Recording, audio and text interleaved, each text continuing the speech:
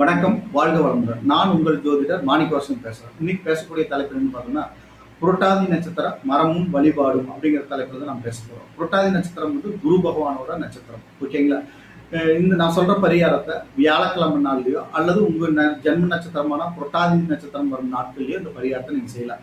எப்படி பண்ணணும் அப்படின்னு பார்த்தோம்னா, நீங்க பரிகாரம் செய்யறதுக்கு ஒரு நாளைக்கு முன்னாடியே நவதானியத்தை வாங்கி ஊற வச்சுட்டு அந்த ஊற வச்ச தண்ணியை இந்த மரம் உள்ள இடத்துல, மரம் என்னன்னா தேமா மரம், புரட்டாதி நட்சத்திரத்தோட மரம் தேமா மரம்.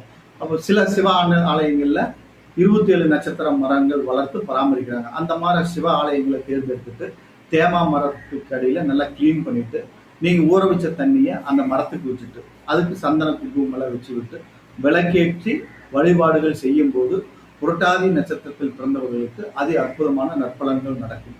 இந்த வழிபாட்டை வியாழக்கிழமை செய்யலாம், அல்லது உங்கள் ஜென்ம நட்சத்திரம் வர செய்யலாம், அல்லது